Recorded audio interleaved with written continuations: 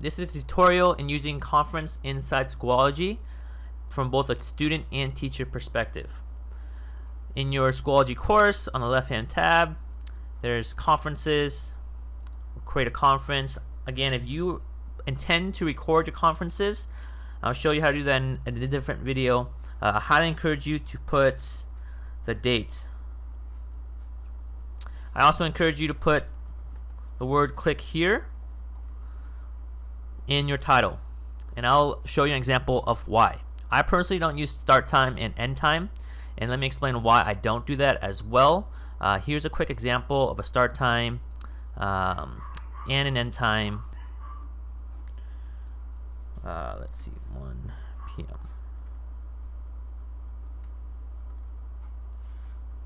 So as you can tell, it hasn't been started yet. Here's start time, here's end time. This is the student's perspective. I've done this before in the past, and I have a lot of emails from students not understanding that the conference hasn't started yet, and then that's why the title is not something that they can click. But students don't understand that, and when they see this, from what my understanding, they can't access it and they go do something else. So I like to minimize as much misunderstanding as possible, so I don't do that, and I only start the conferences when I'm ready to join it and end it right there as well. Additionally, if you just notice, and I'm going to show you the reason that why I add the word "click here" in my title, is if I don't, this is what the students will see. Let me go and start that conference. This is from the student perspective. They see that's in progress, but they don't really know how to, it's not very clear to how to access that class. Of course, what you have to do is to click on the title. That's how you join a conference. But again, it's not very obvious. So that is why in my conferences, I always like to add the word "click here" at the very end. So I'm going to go ahead and do that.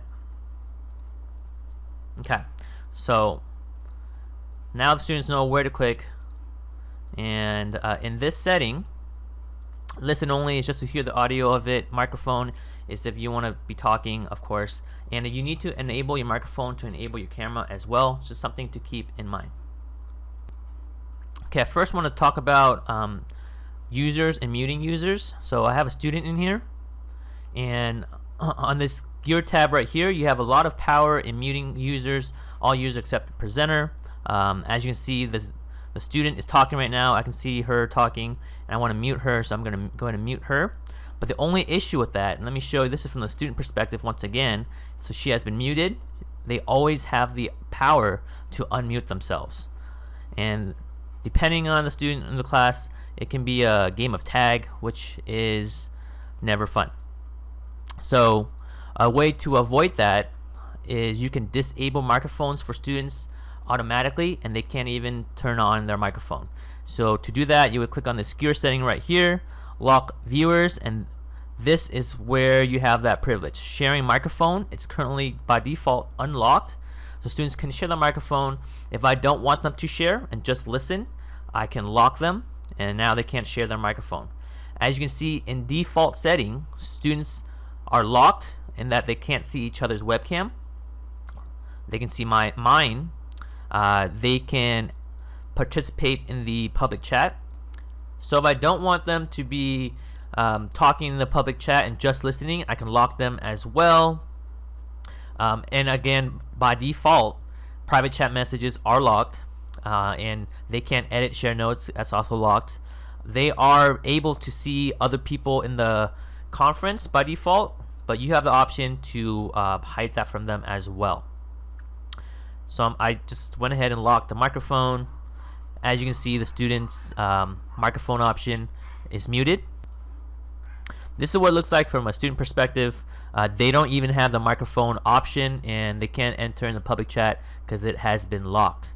And you can always unlock it as well by doing the exact same thing. Lock viewers, and I will unlock the microphone, unlock public chat. And again, if you want students to see each other, I can unlock this as well. So that's how to manage users. Let's talk about what tools are available to engage with the class. So I always think this is a super ugly slide. I always like to make a whiteboard. But you can share your screen. This is sharing the whole entire screen, sharing a window, or sharing a Chrome tab. So sharing a Chrome tab.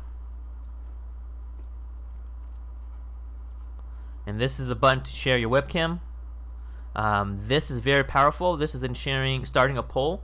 Several things to keep in mind in starting a poll. You cannot insert a question.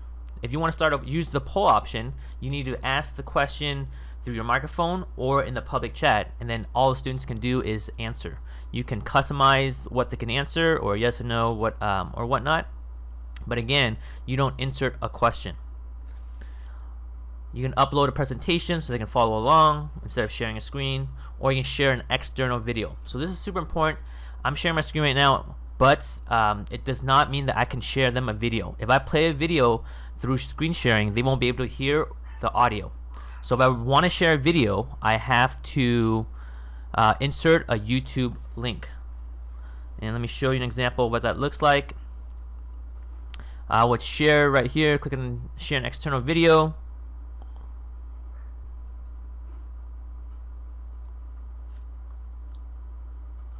There you go.